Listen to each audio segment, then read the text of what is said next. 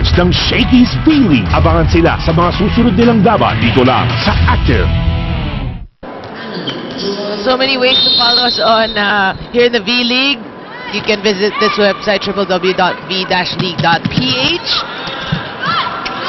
And we also got a Facebook account, so visit us and, you know, be updated with what's going on with the players, the schedules.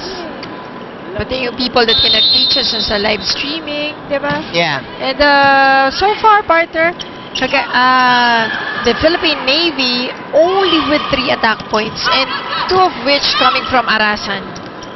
Doon naman sa kabila, yung Taiwan with 2 attack points and 2 blocks so far and a total of 11 attacks. That's right. And a net violation na inamin. Oo. That's Deposoy.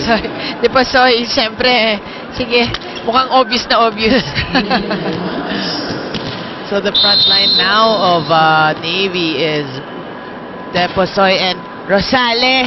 Sorry. Give justice to the last name. Oh, but Jengbo Lee just so quick on that attack.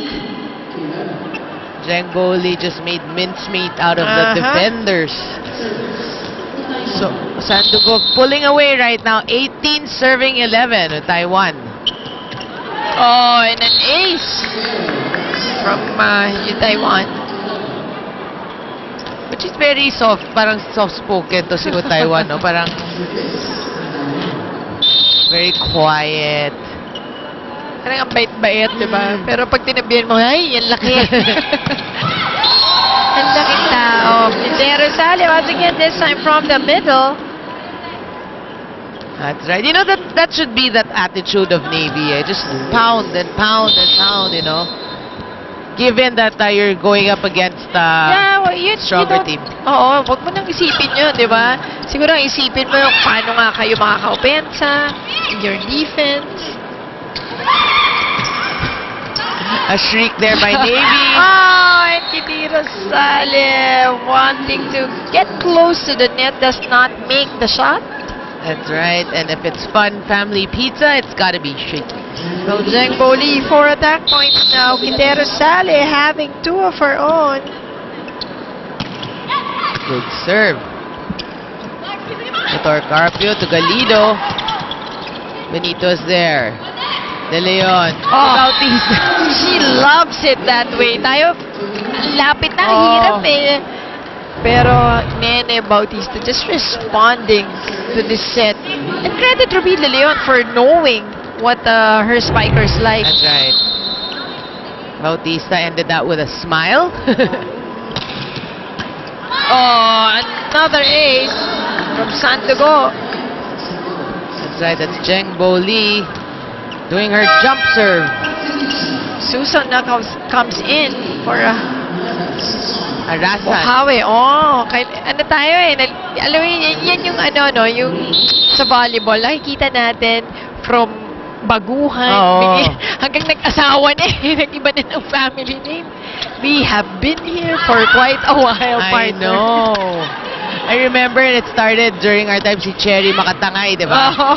Cherry Rose Rivera yan eh. Oh. And then si John Carpio, di ba? Butor yan eh. That's right. Well, time out, Navy.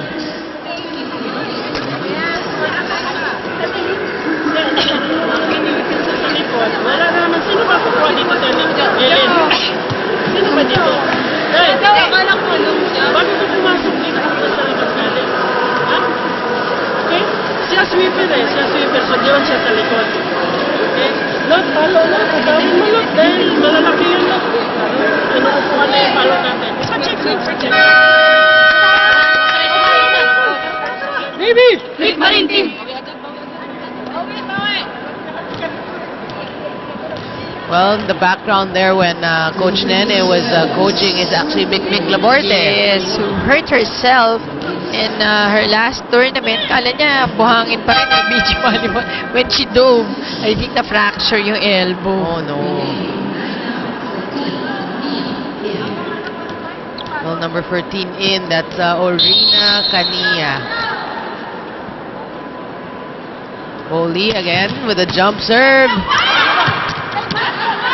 Free ball. Oh, and that's not going to make it. Poor third ball from the Philippine Navy gives San Sebastian, Sandogo, their set point of the first set. That's right. Tough serving by Jeng Boli.